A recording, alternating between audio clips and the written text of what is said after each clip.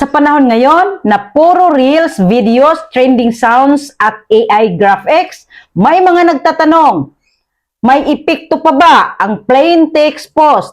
Effective pa ba ang puro sulat lang? Ang sagot, oo, pero may kondisyon. Ang advantages ng plain text. Una, direktang mensahe, walang distraction. Kapag plain text lang, walang filter, walang background music, walang effects. Ang focus, mensahe. Kung malakas ang thought mo, tatagos yan. Minsan, mas tumatatak pa ang isang malalim na linya kaysa isang minute edited video. Halimbawa, kung hindi ka pa nababash, malamang hindi ka pa lumalago. Isang sentence lang yan, pero may impact.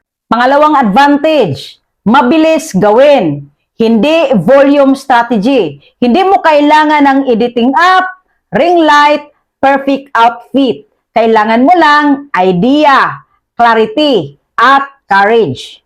Pwede kang mag-post 3 to 5 times a day kung plain text lang. Consistency game ito. At sa social media, consistency beats perfection.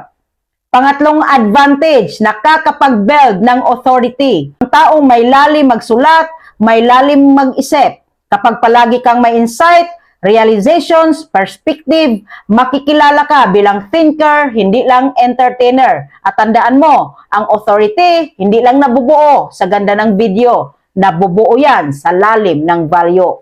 Pang-apat, algorithm friendly sa engagement.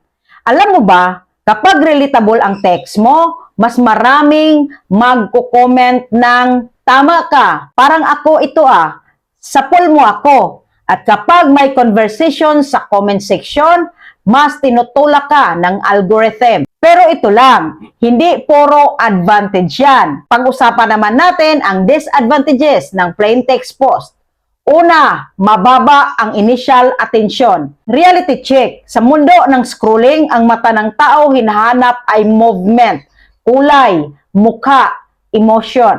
Kapag plain text lang, madaling ma-skip. Kaya kailangan ang unang linya mo, panalo. Hook is everything.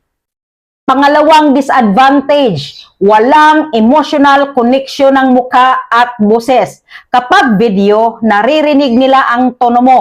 Nakikita nila ang sincerity mo. Kapag text lang, interpretation nila ang magdadala. Minsan, mali pa ang basa sa emosyon.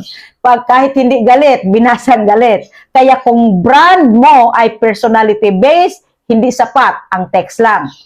Pangatlong disadvantage, mas mahirap mag-viral. Aminin natin, mas mabilis mag-viral ang controversial video, emotional storytelling, at relatable skills. Ang plain text, kailangan sobrang solid ang thought para mag-boom. Pang-apat, hindi lahat mahilig magbasa.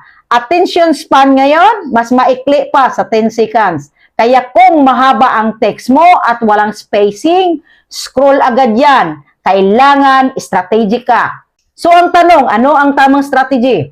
Ito ang sikreto. Huwag kang extreme.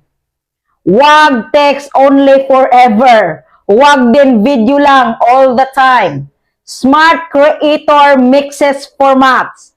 Plain text para sa authority and mindset positioning. Photo post para sa branding. Reels para sa reach. Long form para sa trust building. Ang tanong, hindi kung ano ang uso. Ang tanong dapat, ano ang objective mo? Reach ba? Engagement ba? Authority ba? Or conversion ba? Different formats, different purpose. Mga ka-content creators, hindi format ang nagpapalakas sa content. Ikaw, kung mahina ang mindset mo, kahit naka 4K camera ka pa, walang impact. Pero kung malinaw ang mission mo, kahit plain text lang, may tatamaan ka. Remember this, content is not about aesthetics first.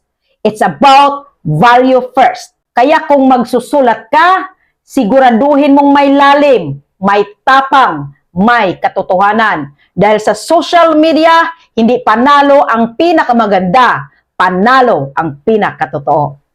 Ano, may natutunan ka ba? Paki-like, follow, and share na rin.